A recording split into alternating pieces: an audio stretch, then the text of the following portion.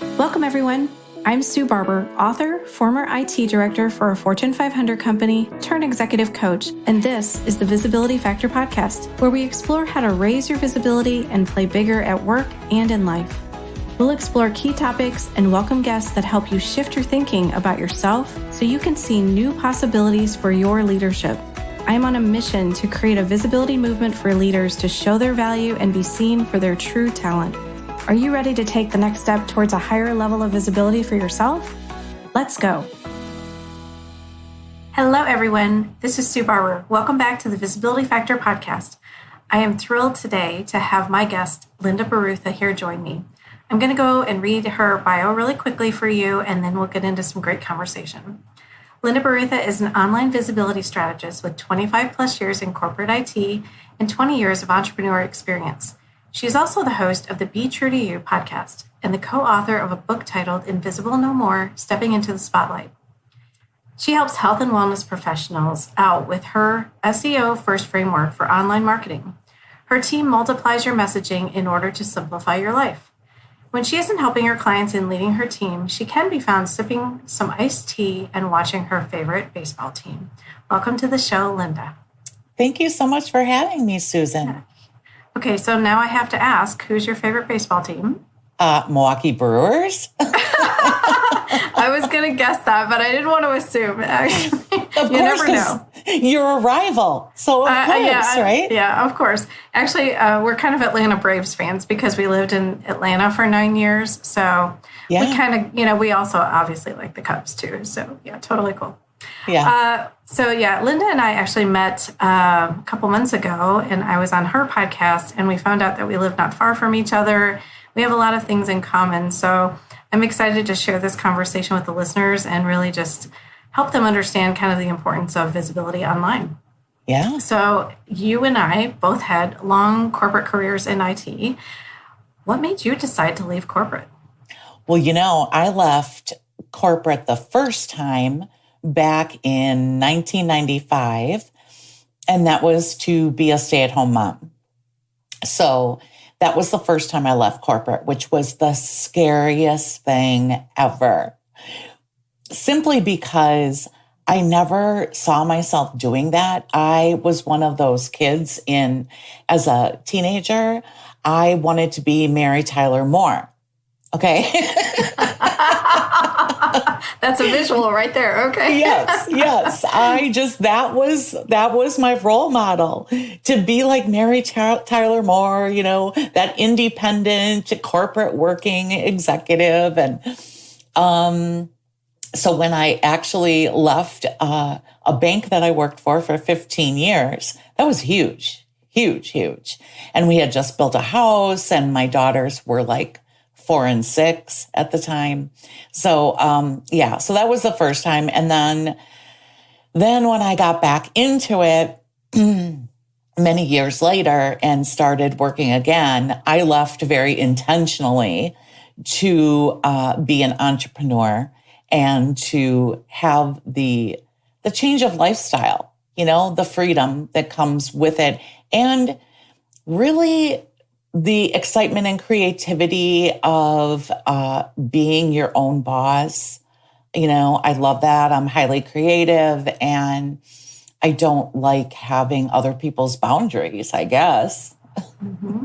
That's a good way to put it. Yeah, there's tons of boundaries in corporate. Was the transition difficult for you in any way? Leaving all of the processes, procedures, teams, that was my biggest challenge, I think, for me. You know what? I was really fortunate that my 15 years of working at that bank, I moved up the ladder. I started out as like a word processor. Okay. So, I just kept learning on the job, and every couple of years I kept moving up the ladder to finally becoming a PC consultant, having my own territory I was responsible for, right? And what was good about that experience is that I really knew the internal processes very well. And so when I would go many years later and work for other companies, if they were really small, the common sense and the practicality of knowing the processes that you should have in place would all kick in. And then again, I'd be that take charge person that would implement all of that, right? So it was super easy for me and natural to then be an entrepreneur. Yeah, I mean, that makes total sense. I always think of it as you walk into an organization, I always say, like, I put on these rose-colored glasses and I can see all the gaps and all the opportunities and the things that could be improved that they just can't see because they're in it. So I love that. I think that makes total sense. Yeah. And unfortunately, the bank that I worked for, oh my gosh, they were, and especially now I can say it in hindsight, very well organized, very good with their processes, very it was just really well thought out.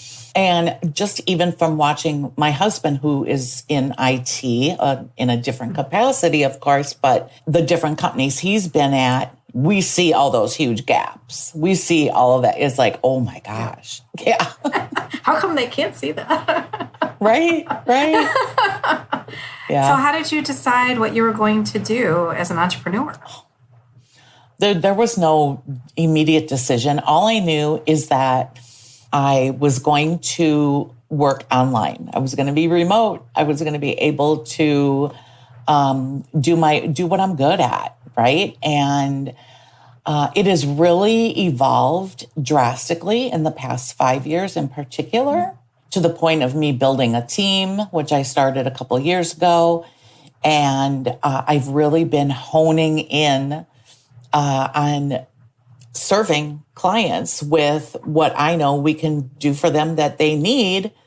And really it's filling a gap that I see in the industry. So can you talk about that? Because my listeners may not be familiar with what an online visibility strategist does. And I know you do a lot of things with SEO and a lot of things that they may not be familiar with. So I would love if you would explain some of that so they could understand the importance of it.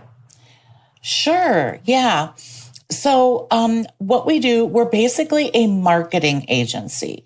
Okay. And when you decide that you want a business online, what happens is you need to figure out, how are people going to find me? It's not a matter of build the website and they're just going to show up. You know what I mean? It doesn't work that way. And so it's a matter of understanding how people find you.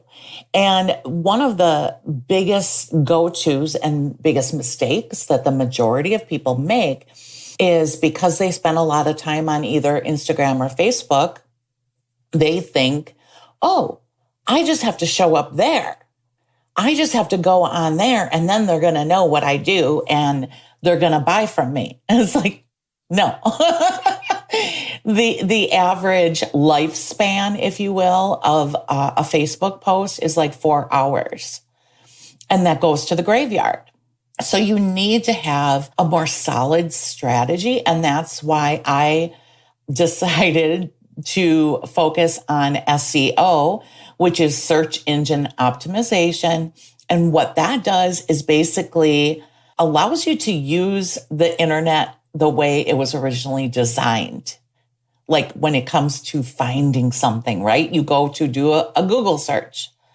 You put in keywords. So it's the same thing. So it's a matter of matching those keywords on to where you want them to find you, your website. But now there are a couple other search engine platforms that have become very, very important. One is Pinterest, and the other one is YouTube. YouTube is also owned by Google, and it's the second largest search engine, Google being number one, of course. And then gone are the Bing days. Do you remember that? Yes, I do. I do remember Bing. Yeah. Showing our age. Yeah. So, and then Pinterest is the third largest, which most people don't realize that. Yeah, I didn't know that. Yeah. And it's a great way to expand your reach to people online, right? And that's what you want to do when you talk about online visibility. You just you want to get your info in front of as many people as possible. And so I find it easier to do that organically using search engines as opposed to social media. Yeah, that makes a lot of sense. I mean, it seems, when you say it, it sounds so simple, right? And I think we overcomplicate it. Yeah, we do, because it sounds really technical and it's intimidating, right? Yeah. But the search engines, remember, I'm talking about all organic traffic, not paid. And what a lot of people do is they go, oh, well, I need to buy some Facebook ads and then things will take off. And it's like, oh my gosh, no. Yeah, and those are a lot more money now than they used to be too. Yeah, it's a lot more money and there's no guarantee at all. And like on my Pinterest account personally, just in the past 2 years that I started using it, and keep in mind, my keywords weren't all solidified when I first started, right? Because I've grown and I've changed over those 2 years to become where I'm at now. But just in that 2 years' time, organically, my reach is 1.4 million right now. Wow. That's crazy. Wow. I know. So I'll keep doing it, and it doesn't cost me money. Yeah, I mean, why not? If you're going to get that big of a reach, it makes total sense. Yeah. Okay, so if you have a new client who is an individual, does it depend on what it is they're selling or what they want to sell, or maybe the services or products that they have, as to which platform you would direct them to? Or do you always say, no matter what you're doing, Pinterest is probably a good option for you? I would say 99% of the time, Pinterest is going to be a good option. My marketing agency, we focus on providing services to service providers. And I just started a new program that is specific to publishers and book authors, because they all come from different walks of life. And maybe, writing a book is not, it's awesome, right? But they're not going to know how to promote it online. And we have an entire program that's just built to do that. Yeah, I probably wouldn't have known if I hadn't been a part of my book community that, that's what we talk about, is spending a lot of time on how are you going to market your book? Because I think everybody thinks, I've launched my book. Magic is going to, just like you talked about, magic is going to happen and everyone's going to go buy it. But if they don't know about it, how are they going to buy it, right? How are they going to find it? Well, and it's funny because about maybe 5 years ago now, one of the first steps I took into having an online business was, I just need to create an online course. That's all I need to do. So, and then money's going to be in the bank, right?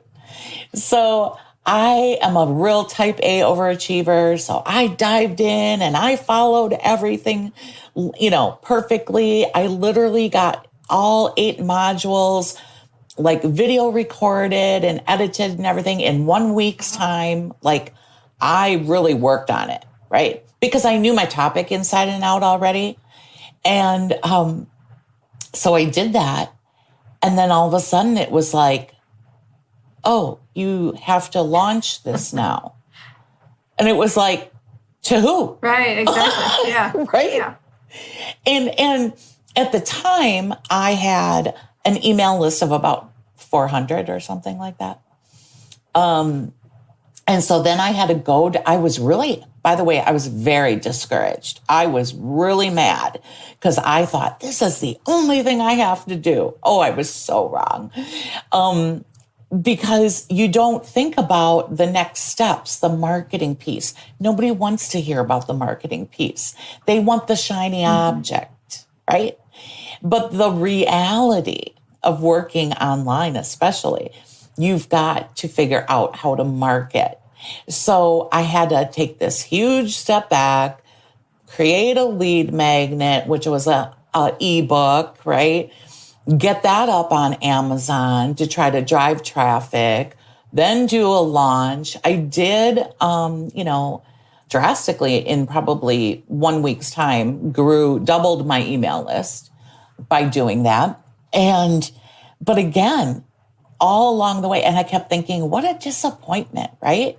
And I think about that with author, like you're an author, I'm an author. It's like, luckily I had that experience years ago, so I already know what to expect, right? So now if I ever am going to do something, launch something new, it's like, I know that the promo is where it's at. Like, you've got to get that. You got to get that done. Yeah, they tell us to have like a 6-month runway. I definitely did not have that because I didn't get the book done early enough. But I am watching other authors in my book group do that now, and I can see what an important part that is, in the process of publishing, especially if you're self-publishing. It's definitely super important. So speaking of books, I know that you are a co-author of a book, and it's called Invisible No More, Stepping into the Spotlight. How did you get involved in that? How did you really think about your portion of that contribution to that book? Yeah, that was, it was really fun, first of all. And I never thought I would co-author a book, so that was exciting. What had happened is the publisher was referred to me by another person that I was basically just networking with. We were having a coffee chat virtually, and she was telling me about all these books that she authored and co-authored, right? And I'm like, oh my gosh, like, how did you do that, right? And so she introduced me to her publisher and met with her publisher, and she told me about the book and the premise for it, that basically you can, whatever it means to you to be invisible no more, right? And that was kind of cool. So it ended up being 17 different authors. We each wrote a chapter, and everybody put their own spin on it based on their personal life experience, which I loved. And when I originally talked to the publisher about doing the book, my portion of it, I had a totally different idea of but then months later, when I sat down one day and got the bug to just start writing, something totally different came out. And it was great. That story has served me well as far as just me personally, and because it actually is a recollection of something that happened to me when I was 10. And it was a good thing, not a bad thing. I have to make sure to preface that. So it reminded me of who I am, and to feel good about that, to feel okay about that. So it was a really great experience. Wow, very cathartic for you just as an author, but sharing that story with other people, I'm sure they can also resonate with that, of maybe something that happened to them as children as well. Right. I love that. And I know that you're kind of working on a new book, so I don't know if you're willing to share anything about that, or what it's for, who it's for, or what it's about. Yeah, no, I'm happy to share.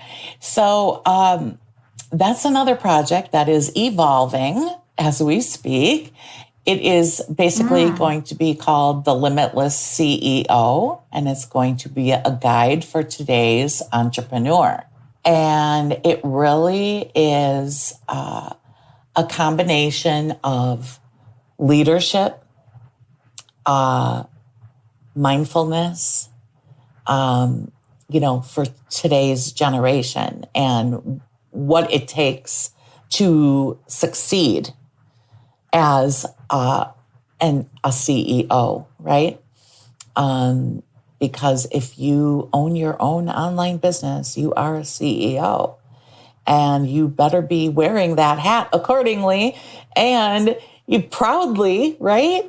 But we also want to leave, we want to build something that we've given thought to. We want to inspire others. We want to be filling our own cup before we can help others as well. So, so I'm Don't have a release date yet, but it is a project that's slowly moving, but with summer, harder to do. Well, it definitely will benefit people. I mean, for me, that was a transition that I didn't understand was happening for me. Like I think I wanted to become a coach. And so in order to do that, you have to have a business, right? And I wasn't thinking of it as I'm a CEO of my business. And that was a big mindset shift for me. And I know that there's lots of things I'm sure you could share in that book that I would benefit from. That even though I have all these years of corporate experience, it's different, right? When you're the decision maker and you're the person who has to make sure that everything is in line and aligned with where you want to go. And you're not wasting your time on stuff that's not helpful. Yeah. Well, exactly. So it's really about embracing the leadership aspect of it. And that's what people don't really get or think about when they take on I'm just going to have an online business. Right, you know what I mean? It's bigger than that. Yeah. Yeah. It's way bigger than that if you really want to succeed. And you need to be aware of that you are putting yourself into this position of leadership, whether you are getting contractors to do certain things for you or you're building a team, it doesn't matter. You still are a leader, right? And there's things that, like, there's leaders in corporate, right? And even sometimes they lose their way. They aren't feeling fulfilled. And so parts of the book are even going to speak to those people, because what has really helped me in my journey has been spending the first couple of hours of every day on my mindset and my inner peace with who I am, because that way I'm able to give throughout the day, right? And by doing that giving, I also receive a lot. Yeah, I mean, you can only go as deep with your clients as you've gone yourself. So, and I think a good morning routine is crucial. I definitely feel a whole lot different when I am doing that regularly, for sure. Yeah, and I've been doing that now for over a year, and it has changed me. Oh my gosh. I love it. So it's a good thing. Such a good testimonial for morning routines of how impactful it can be for you. I totally agree.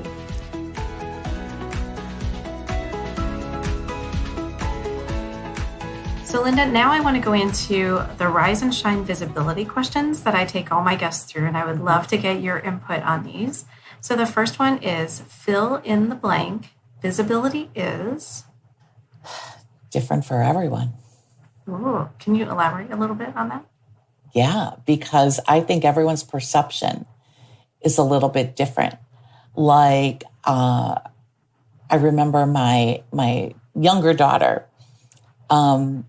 She was much more introverted, right, than my oldest. And they're 2 years apart. And when they were in grade school and her older sister was graduating and moving on out of the school, she looked quite invisible, my younger one. It's kind of like she lost her voice, right? Because her sister could just speak for her.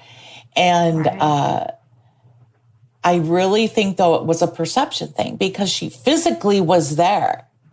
But honestly, I felt like the teachers were so conditioned to think of her as a fly on the wall, right? And it kind of bothered me.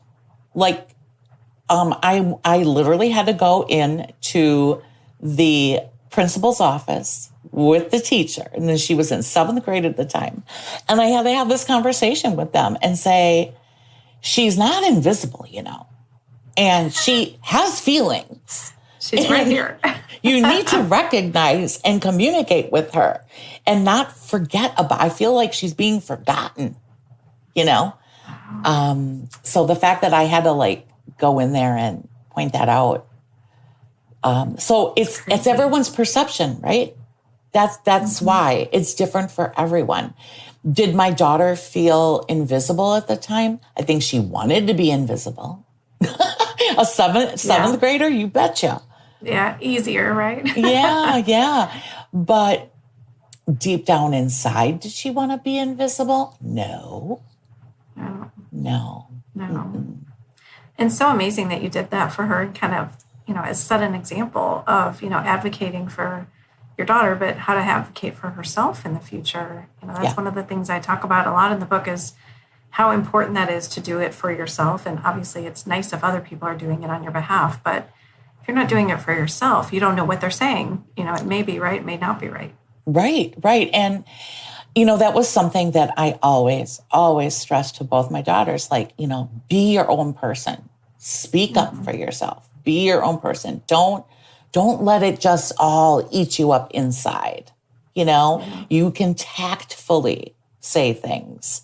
And it's interesting because now my youngest is 30 and she is in charge. She's like an office manager and she is a very take charge. People go to her for the decision making, right? But she's still very probably introverted, right? She comes across that way, but she will speak up, trust me, she will speak up. But I had numerous occasions where she once had a nightmare of a babysitting episode where she was babysitting these children, that those children overran her. She was so upset. And I had to go and be her advocate again. Yeah. Wow. It's crazy. It's like a lesson you have to keep learning, right? Over and over again, how to do that. Oh, wow.